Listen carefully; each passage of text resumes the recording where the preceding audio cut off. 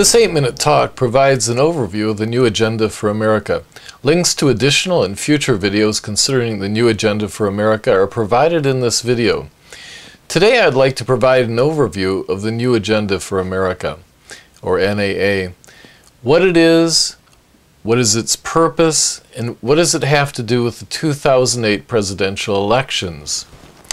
First, let's discuss what the new agenda for America is. The new agenda is a set of policy planks that I feel most Americans already support, but ironically have no support from the officials we have elected to represent us. It can also be thought as a notice to our elected representatives that you had better start representing the American people and not the interest of the multinational corporations and other global elites. Here are the initial planks comprising the new agenda for America. There are 9 of them. 1. We want universal health care for all American citizens. 2. A 20-year moratorium on all immigration into the United States. 3. Legal marijuana for all adults and medical patients. 4. We'd like to see an immediate reversal to offshoring and inshoring of American jobs. 5. We'd like to see a strict enforcement on issues of separation of church and state. 6. An immediate move to the so-called free trade agreements to bilateral trade agreements. 7. A major R&D project to bring energy independence to the United States and the world through recycling, reuse, ending hyper-consumerism, and investing in the development of sustainable energy sources such as solar, photovoltaics, wind, and geothermal. 8. No further ownership of U.S. assets, businesses, homes, ports, stock exchanges by foreign governments or individuals. And 9. The replacement of the Federal Reserve with a People's Reserve which has congressional oversight. Next, let's discuss the purpose of the new agenda for America. The primary purpose is to influence the 2008 presidential elections by having average citizens demand to know exactly where the representatives stand on universal health care, immigration, marijuana relegalization, and other issues of importance to the American people. There has never been a period of history where the American people have been at such odds with our president, our Congress, and with most of the 2008 presidential candidates. There has also never been a recent period of history where so many American workers have felt so uncertain about their futures. And finally, there has never been a recent period of American history where the American people have been so skeptical of the mainstream media. The new agenda for America is a set of policy planks aimed at stopping the betrayal of the American working class by global elites who have purposely set the stage for the disenfranchisement of millions of Americans. Some economists fear that a perfect storm of economic and environmental factors could soon result in the largest depression in the United States. It is intended to set the stage for a timeout so we can figure out exactly what has happened to us since 9/11 and to also figure out the best course for moving forward as a nation and as a people. Hopefully what we do from this point forward will pave the way for an alternative to the New World Order that will be worthy of emulation in other countries, not through coercion, but because it makes sense. This agenda screams for an end to what I like to call unnecessary incrementalism. Unnecessary incrementalism can be defined as taking baby steps on legislative matters which ensure that the will of the people is never implemented, most often through the pressure of corporate interests which effectively ignore the will of the people. Let me cite some examples.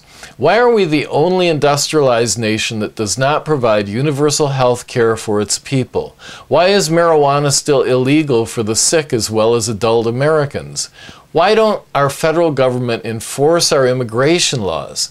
Why are we allowing 3 to 5 million legal and illegal immigrants into this country every year when we cannot find enough jobs for our own people and we are running short of water and other resources? Why do we allow private banks to create money out of thin air and then loan it back to us at interest? What does the new agenda of America have to do with the 2008 presidential elections? Well, everything. The new agenda for America represents what most Americans want. Yet, with the exception of Ron Paul, it is at odds with what most Democratic and Republican presidential candidates are willing to deliver. A perfect example was Hillary Clinton's support for Governor Spitzer's attempt to give driver's licenses and therefore voting privileges to illegal aliens. Nearly 80% of the American public was vehemently opposed to this. Why are all the Democratic candidates pushing for comprehensive amnesty for illegal immigrants despite strong opposition from the American people? Why is it that only Ron Paul will support the legalization of marijuana for adult Americans when most Americans want marijuana prohibition to end? How do we stand by as they talk about their leadership abilities when what we want to know is why they continue to ignore the will of the American people? In point of fact, nearly all the 2008 presidential candidates are not leaders at all, but followers. Followers of an agenda provided to them by their multinational corporate backers. Why should we vote for any of them? Truth be told, what I think we are looking at right now is the greatest threat to the American working class since the Great Depression. And even that may underestimate the condition of a republic. It may be a more accurate assessment to say that we are at a turning point in civilization in which the invisible hand of laissez-faire capitalism no longer serves the interests of the American workers or interests of workers throughout this emerging global empire. This old order has finally been exposed as nothing more than an elaborate Ponzi scheme engineered by an emerging global elite.